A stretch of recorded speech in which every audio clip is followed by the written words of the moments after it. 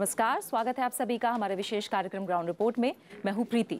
आज हम आपको दिखाएंगे चंपारण सत्याग्रह के दौरान गांधी जी का पहला पड़ाव रहे चंद्रिया गांव का हाल। इसके अलावा बात करेंगे कि कैसे सरकारी एजेंसियां हाथ से मैला ढोने पर रोक के कानून को दे रही हैं चकमा। साथ ही हफ्ते के मुद्दे में बात करेंगे जीएम फसलों पर हमारी खास सीरीज की। शुरुआत सुर्खियों के साथ। सड़क से लेकर संसद तक गूंजा किसानों का मुद्दा। दोनों सदनों में विपक्ष ने सरकार को घेरा। जंतर मंतर पर प्रदर्शन।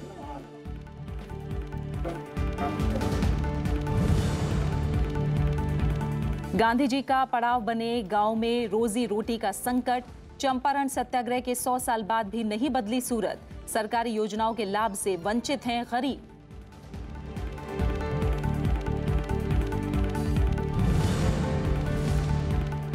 हाथ से मैला ढोने को मजबूर सफाई कर्मी। सरकारी महकमों में भी कानून का उल्लंघन। मुहैया नहीं कराए जा रहे हैं सफाई के जरूरी उपकरण।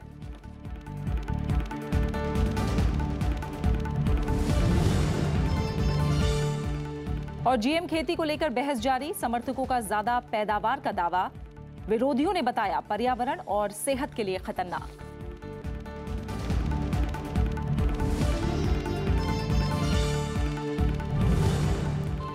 किसानों का मुद्दा सड़क से लेकर संसद तक गूंज रहा है।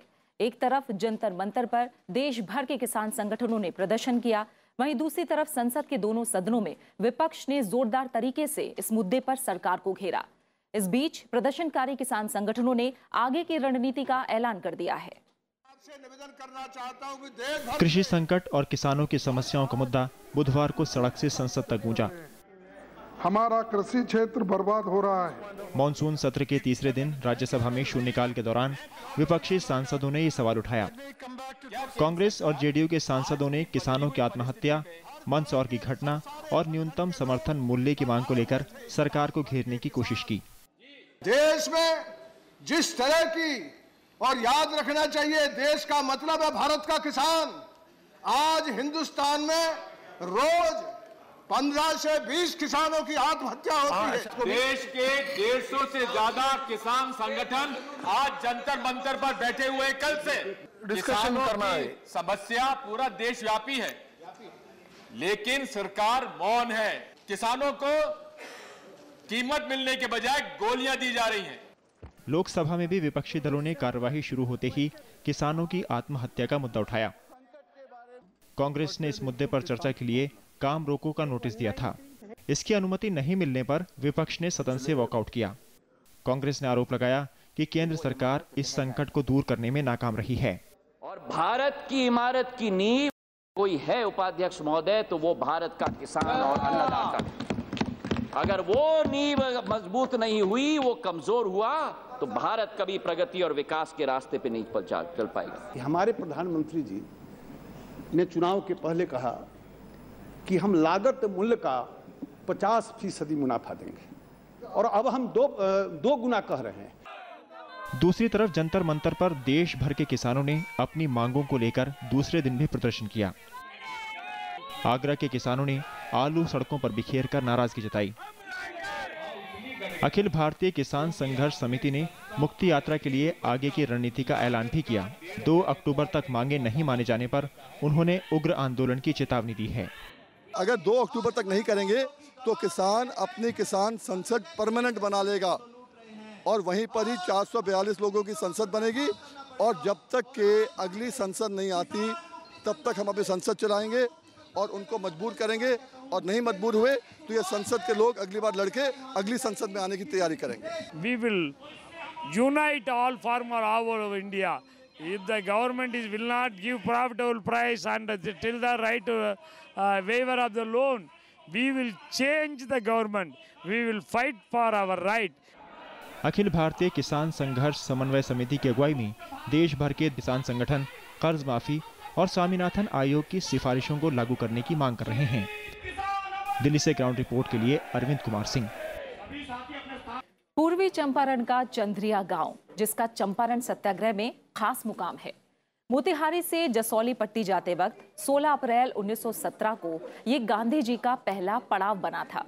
यहीं अंग्रेजों ने उन्हें चंपारण छोड़ने का आदेश थमाया था। जिसे गांधी जी ने मानने से इनकार कर दिया था। गांव के ऐतिहासिक महत्व को देखते हुए केंद्रीय कृषि मंत्री राधा मोहन सिंह ने इसे गोद भी लिया, लेकिन यहां हालात ज्यादा बदले नहीं हैं। चंपारण का मशहूर चंद्रिया गांव, यहाँ की 6000 की आबादी में 25% दलित हैं, जो घोर गरीबी में जी रहे हैं। गांव में स्टेट बैंक, डाकघर और गर्ल्स स्कूल जैसी तमाम सुविधाएं हैं, लेकिन ज्यादातर सुविधाएं ताकतवर तबकों ने हथिया रखी हैं। शराबबंदी से गरीबों को जरूर राहत मिली है, लेकिन स्वच्छ भारत अभियान से यहाँ ज्यादा फर्क नहीं पड़ा। तो ये ला सरकार का खोजे के चाहिए जो हाँ केकरा कितना जमीन बा, केकरा नहीं के मिलत, केकरा मिलता, ये ला कोनो खोजी नहीं के। हमने के 5 गो बेटी बा, एगो कमनिहार बा, खेत बाड़ी नहीं के, तो हमने के ना कुछ मिलल। आज जरा धनी के बस एकरा फंड मिलता। पहले तो हमने के थी लोग पी के आई तो बेचैने हमदी रही जे हाँ पी के घर में लड़ो भड़ो करी जे दूसरे से झगड़ा दन हुई। अब मंग ना होता, शांति बा। केंद्रीय कृषि मंत्री राधा मोहन सिंह ने गांव को गोद लेकर इसे विकसित करने की कोशिश की है। पहले इस गांव में रोजी रोटी का मुख्य साधन गन्ने की खेती था, लेकिन मोतीहारी चीनी मिल बंद होने के बाद यहाँ के लोग संकट में हैं। रासायनिक द्वारा खेती करते करते तो खेती जवाब दे रहा है। पहले की तुलना में और मवेशी रहा नहीं, उतना लोग मेहनत नहीं करना चाहता है। नहर भी है तो लगभग बंद के कगार पर है। इसके अलावा बोरिंग होना चाहिए, छोटा उसका भी अभाव है। चंपारण सत्याग्रह की शताब्दी के मौके पर जाने माने लोगों ने चंद्रिया गांव का दौरा किया है। बिहार के मुख्यमंत्री नीतीश कुमार ने भी इस गांव से मोतीहारी तक 8 किलोमीटर की पदयात्रा की। गुजरे अप्रैल में गांव की सड़क बनी, कई और सुधार हुए, यहाँ खेती की उपज भी बढ़ी है, फिर भी किसानों का घाटा बढ़ता जा रहा है। हर चीज़ की उपजा बहुत ज़्यादा हो गई, वो मेरे साहब उपजा ना रहे, लोग भूखे मरे, तारा तारा करे। अब मान लिया कि सो पत्थर पड़ गए, हमके गेहूँ से भेल ना, माल के खाए ला लेहन भेल ना, खाद हो गई महंगा, लेबर हो गई महंगा, 300 रुपया लेबर लेता, तो कितना काम करी। चंद्रिया में कई बदलाव दिखे हैं। गांधी स्मारक की शक्ल भी बदली है, लेकिन आजीविका के संकट के कारण यहां से लोगों का पलायन जारी है।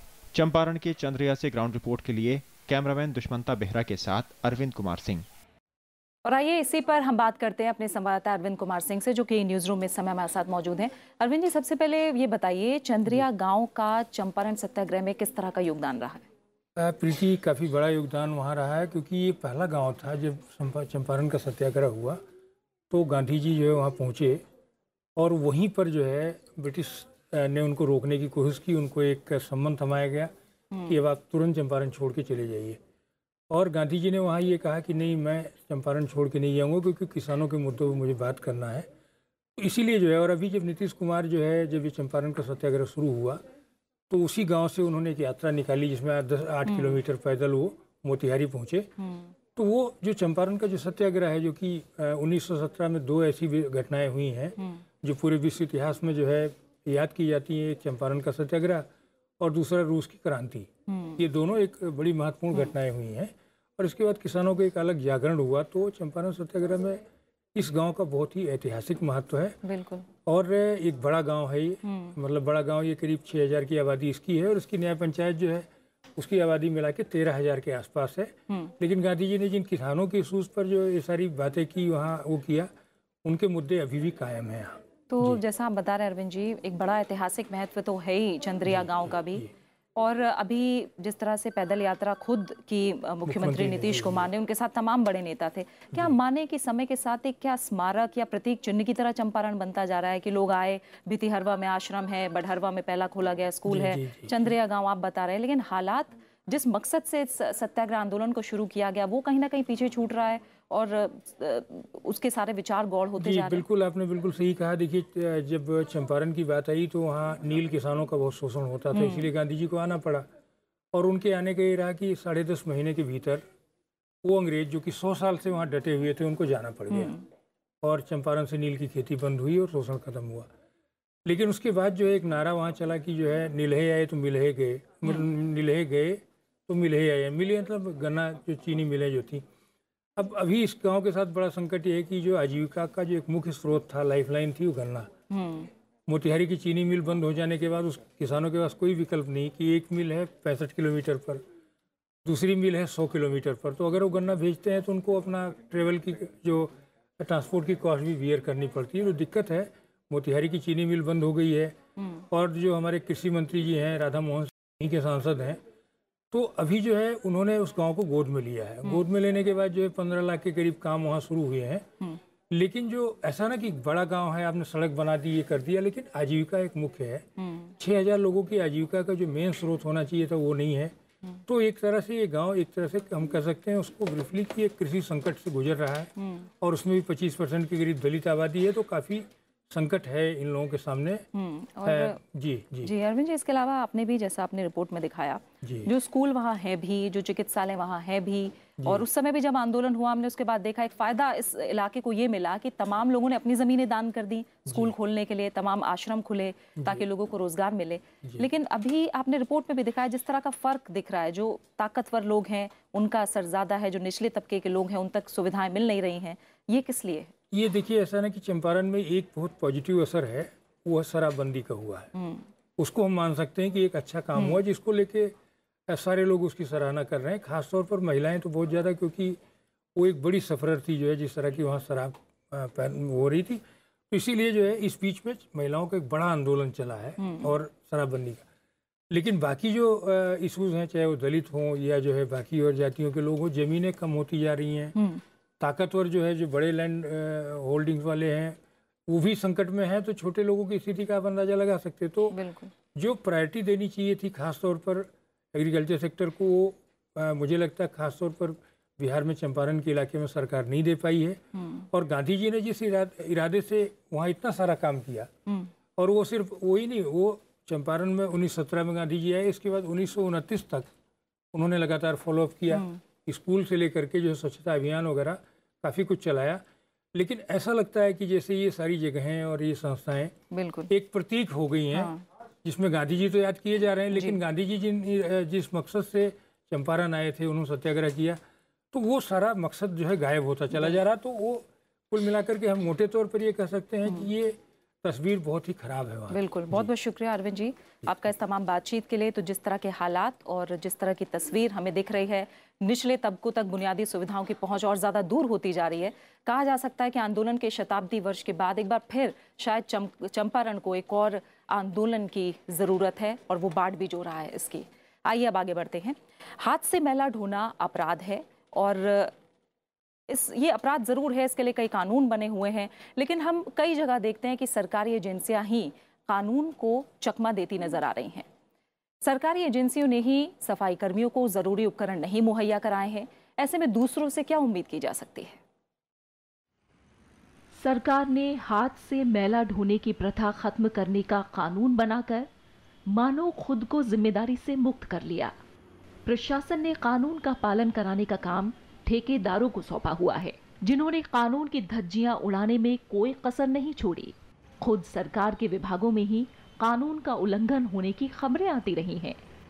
एजेंडा पे मैनुअल स्कैवेंजिंग का ये एराडिकेट करना, ये विषय बिल्कुल नहीं है। इसका कैसे ख़त्म करना, पहले कदम शुरू करना सरकार। अगर वो नहीं करेंगे, अब बताएंगे स्वच्छ भारत हो जाएगा, ड्राई लेट्रिन सहित स्वच्छ भारत कैसे हो सकते हैं? वो तो असंभव है। आरोप है कि कई सरकारी विभागों में ऐसे सफाई कर्मियों की नियुक्ति कॉन्ट्रैक्ट पर होती है। इससे ये सरकारी दस्तावेजों पर नजर नहीं आते। अन्य क्षेत्रों में भी हाथ से मैला ढोने की प्रथा जारी है। सामाजिक न्याय राज्य मंत्री विजय सापला ने 5 मई 2016 को राज्यसभा में बताया कि देश भर में कम से कम 12,226 लोगों की पहचान मैला ढोने वालों के रूप में की गई है। इनमें से 10,016 उत्तर प्रदेश में हैं, राजस्थान में 577, तमिलनाडु में 462, कर्नाटक में 302, ओडिशा में 237, बिहार में 137 और उत्तराखंड में भी इतने ही मैला ढोने वाले कर्मी हैं। मगर जानकारों का मानना है कि ये आंकड़े कम करके बताए गए हैं।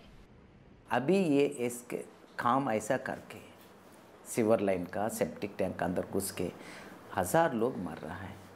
अभी मार्च का अंदर 27 पीपल डाइड, एक महीने के अंदर। सो हमने ये विषय सारे पार्लियामेंटेरियन का चिट्ठी लिखा। सफाई कर्मचारियों के हित में केंद्र सरकार ने कानून तो बना रखे हैं, लेकिन जानकारी के अभाव में सफाई कर्मचारी हाथ से मैला साफ करने को मजबूर हैं। Ground report, Rajya Sabha TV. और ग्राउंड रिपोर्ट में अभी रुकेंगे एक छोटे से ब्रेक के लिए। ब्रेक के बाद देखिए। स्मार्टफोन के जरिए उत्तराखंड के डाकघरों में कैसे भेजे जा रहे हैं डाक।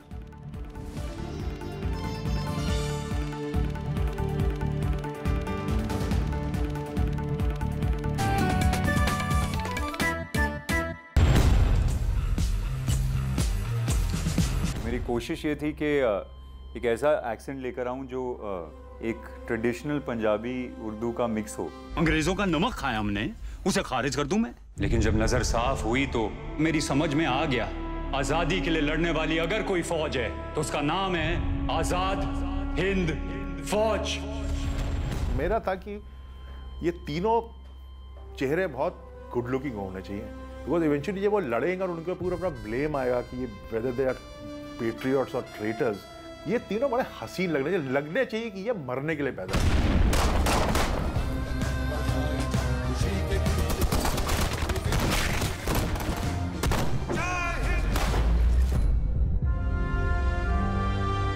सिर्फ राज्यसभा टीवी पर।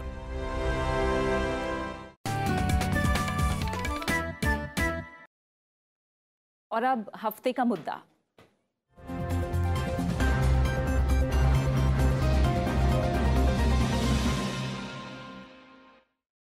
हफ्ते के मुद्दे में हम बात कर रहे हैं जीएम फसलों के बारे में। सरसों भारत में बैंगन के बाद दूसरी ऐसी फसल है जिसकी खेती में जीएम बीजों के इस्तेमाल को मंजूरी मिली, लेकिन जीएम खेती को लेकर अभी भी तस्वीर साफ नहीं है। इसके फायदे और नुकसान को लेकर लगातार बहस जारी है। एक रिपोर्ट। पर्यावरण मंत्रालय की मंजूरी मिली तो धारा मस्टर्ड हाइब्रिड 11 खेतों में उगाई जाने वाली भारत की पहली जीएम यानी जैविक रूप से परिवर्धित फसल बन जाएगी। जीएम सरसों को दिल्ली विश्वविद्यालय के वैज्ञानिकों ने विकसित किया है। दावा किया गया है कि आम सरसों की तुलना में जीएम पौधों से पैदावार ज्यादा होगी। ये भी कहा गया है कि जीएम बीज में ऐसी खूबियां हैं, कीटनाशकों का उपयोग घटेगा, साथ ही अनाज की गुणवत्ता एवं खुशबू में भी सुधार होगा। जीएम क्रॉप्स जहाँ तक मेरा अपना विचार है, इसमें मिथ्स बहुत ज़्यादा हैं, लेकिन जहाँ तक बात है जीएम क्रॉप्स को ग्रो करने का, कॉटन का हम एग्जांपल दे सकते हैं। कॉटन ने एक तरह का पूरा सिनेरियो बदल दिया है। फॉरेस्ट्री के केस में जो है ये बहुत यूज़फुल हो सकती है, क्योंकि अगर हम कुछ जीन्स को इनकॉर्पोरेट करके एक जो हमारी प्रोडक्टिविटी अगर हम उसको मैनीफोल्ड इंक्रीज कर देते हैं, जो कि पॉसिबल है। लेकिन पर्यावरणवादी कार्यकर्ता जीएम तकनीक के खिलाफ रहे हैं। राष्ट्रीय स्वयंसेवक संघ से जुड़े स्वदेशी जागरण मंच ने भी इसे नुकसानदेह बताया है। जीएम तकनीक के विरोधियों का कहना है कि यूरोपीय संघ और अफ्रीका के 38 देश जीएम फसलों पर रोक लगा चुके हैं। वहां सिर्फ 8 देशों में ही इसकी खेती की इजाजत है। भारत सरकार का ये कर्तव्य बनता है कि जिस प्रकार से दुनिया भर में, यूरोप में और दुनिया के दूसरे मुल्कों में इसका विरोध हो रहा है और कई साइंटिफिक तथ्य सामने आ रहे हैं, उनके मद्देनज़र जीएम क्रॉप्स के बारे में अपनी नीति में स्पष्टता लाए, जैसा कि भारतीय जनता पार्टी के मैनिफेस्टो में लिखा गया था। अमेरिका, ब्राजील, अर्जेंटीना, चीन और कुछ दूसरे देशों में मक्का, सोयाबीन, कपास, पपीता और धान की जीएम फसल उगाई जा रही है। अमेरिका में 7 करोड़ 29 लाख हेक्टेयर जमीन पर जीएम फसलों की खेती होती है। ब्राजील में लगभग 4 करोड़ 90 लाख हेक्टेयर जमीन पर ऐसी फसलें उगाई जाती हैं। भारत में फिलहाल 1 करोड़ 80 लाख हेक्टेयर जमीन पर बीटी कॉटन उगाया जाता है। जीएम सरसों ऐसी दूसरी फसल है जिसे केंद्रीय विनियामक की मंजूरी मिली है। इससे पहले 2010 में बीटी बैंगन को मंजूरी मिली थी, लेकिन उसे पर्यावरण मंत्रालय की मंजूरी नहीं मिल पाई। जीएम क्रॉप्स के एथिकल, एनवायरमेंटल और हेल्थ कंसर्न्स पर और ज्यादा डिबेट, डिस्कशन और डेलिब्रेशंस की जरूरत है। अगर जीएम क्रॉप्स को और कल्टीवेट करने का फैसला लिया जाता है तो सरकार को ये फैसला सभी स्टेक होल्डर्स को साथ लेने के बाद ही लेना चाहिए। कैमरा पर्सन अश्विनी कुमार के साथ ग्राउंड रिपोर्ट के लिए कृति मिश्रा, राज्यसभा टीवी। देश के कई दूसरे हिस्सों की तरह झारखंड के देवघर जिले के किसान भी फसल बेचने की दिक्कतों से जूझ रहे हैं। सहकारी समितियों ने साल की शुरुआत में उनसे हजारों टन धान तो खरीद लिया, लेकिन कीमत का भुगतान नहीं किया। इससे नाराज किसानों ने अब सहकारी समितियों को फसल न बेचने का फैसला किया है। झारखंड के देवघर जिले में बहुत से किसानों ने बीते साल कर्ज लेकर धान की फसल उगाई। सरकारी वादों पर भरोसा करके उन्होंने अपनी फसल सीधे बाजार में ना बेचकर पैक्स यानी सहकारी समितियों को बेचने का फैसला किया, लेकिन अब तक इन समितियों से ज्यादातर किसानों को फसल का दाम नहीं मिला है। लिहाजा किसान आगे कभी सहकारी समितियों को फसल ना बेचने की कसम खा रहे हैं। हम लोग सारा धान पैक्स को दे चुके हैं, लेकिन फिर भी हम लोग अभी तक मिला नहीं है पैसा, और खेती की भी टाइम आ गया, अब तो बीज भी नहीं खरीद पाएंगे। हम लोगों ने बड़ी मेहनत और कड़ी कठिनाई के बाद उपजाऊ करके हम लोग पैक्स को देते हैं, लेकिन जो हम लोग कठिनाई झेल के किए इस समस्या का निदान सरकार नहीं करती है। हम लोग धान तो दिए पर इसका भी तो पैसे का भुगतान नहीं किया गया। देवघर जिले में कुल 48 सहकारी समितियां हैं। उन्होंने बीते सीजन में 61,000 क्विंटल धान खरीदा। इनमें से 700 किसानों का भुगतान किया गया, लेकिन अभी भी 500 किसान भुगतान के लिए दफ्तरों का चक्कर लगा रहे हैं। भुगतान हो जाएगा, मिल धान जा चुका है, 1-2 दिन में बोला कि हो जाएगा। बैंक को मतलब दे दिया है उसी लिस्ट, जिसका छूटा जो कोऑपरेटिव बैंक का दिया था उसमें खाली दिक्कत है, इधर सबका लगभग हो चुका है। प्रशासन की दलील है कि धान खरीदने का जिम्मा नेकोफ नाम की कंपनी को दिया गया था। उसने अपना काम जिम्मेदारी से नहीं किया, लिहाजा देवघर के डीसी के मुताबिक कंपनी को ब्लैकलिस्ट किया गया है। अब किसानों को जल्द भुगतान कराने के कदम उठाए जा रहे हैं। नैकोफ इस संस्था इतना बड़ा रिस्पॉन्सिबिलिटी लिया है तो एडवांस में उसको संबंधित अमाउंट में राशि अवेलेबिलिटी होना चाहिए था, लेकिन अनफॉर्चुनेटली उनके द्वारा नहीं किया गया, और विभाग भी इस बात को बहुत सीरियसली इस चीज़ को लिया है। मुझे उम्मीद है कि बहुत जल्दी रैयत को अपना पैसा मिलेगा। देवघर के ज्यादातर किसान धान बेचकर ही अपने परिवार के लिए साल भर का खर्च निकालते हैं, लेकिन अब किसानों को अपनी मेहनत का फल डूबने का डर सता रहा है। झारखंड के देवघर जिले से ग्राउंड रिपोर्ट, राज्यसभा टीवी। और अब इतिहास का एक पन्ना, जिसमें आज एक नजर सिक्किम के भारत में विलय के घटनाक्रम पर। भारत की आजादी से पहले सिक्किम को ब्रिटिश सरकार से विशेषाधिकार प्राप्त थे। अंग्रेजों के जाने के बाद ये विशेषाधिकार खत्म हो गए। उसके बाद वहां के शासक ताशी नामग्याल सिक्किम को विशेष संरक्षित राज्य का दर्जा दिलाने में सफल रहे। हालांकि वहां की लोकतंत्र समर्थक पार्टियां सिक्किम का भारत में विलय करना चाहती थीं। 1963 में ताशी नामग्याल की मौत हो गई। तब उनके बेटे पालदेन थोंडुप नामग्याल को सिंहासन मिला।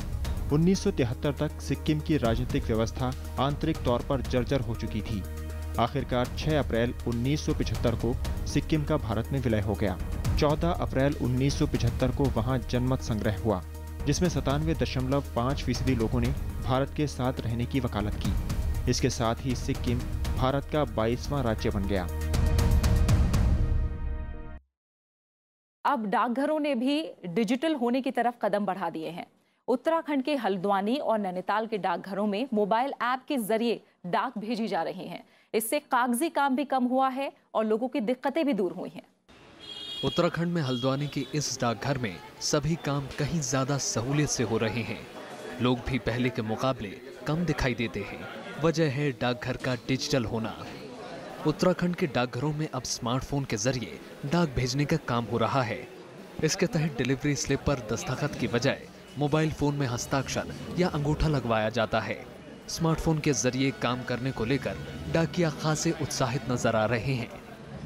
मोबाइल का जो है ये हमारे सिस्टम मैनेजर साहब हैं, उन्होंने जो है इसकी ट्रेनिंग दी और हमने उस चीज़ को करना शुरू किया और अच्छा हो रहा है, क्योंकि उससे थोड़ा सा समय की भी हो रही है, मोबाइल में वो हो जा रहे हैं और शाम को वापसी के वक्त भी जो है कोई ऐसी वो नहीं, उसी में रिमार्क लगाए और सीधे वो कंप्यूटर में फिट हो जाता है। हल्द्वानी पोस्ट ऑफिस में 18 डाकियों को स्मार्टफोन दिए गए हैं। ग्राहकों को जल्द और पारदर्शी सेवा देने के लिए पोस्टमैन मोबाइल ऐप की शुरुआत की गई है। इसे कागजी काम कम करने की दिशा में अहम काम माना जा रहा है। एक पहले दौर था जो हम कागजों को लेकर डिलीवर करते थे, काफ़ी दिक्कत आती थी। पर्यावरण की दृष्टि से कागज़ की बचत करने के लिए पहल बहुत अच्छी पहल है और हमेशा आगे के लिए डिजिटल होना हर व्यक्ति का आजकल एक मोबाइल युग और टेक्नोलॉजी युग चल रहा है, इसके युग में हमको आगे बढ़ना है। फिलहाल ये सेवा उत्तराखंड के हल्द्वानी और नैनीताल में शुरू की गई है। डाक विभाग को उम्मीद है कि जल्द ही इसे दूसरी जगहों पर भी अपनाया जाएगा। उत्तराखंड के हल्द्वानी से ग्राउंड रिपोर्ट, राज्यसभा टीवी। और इसी के साथ ग्राउंड रिपोर्ट के आज के सफर में फिलहाल इतना ही। नमस्कार।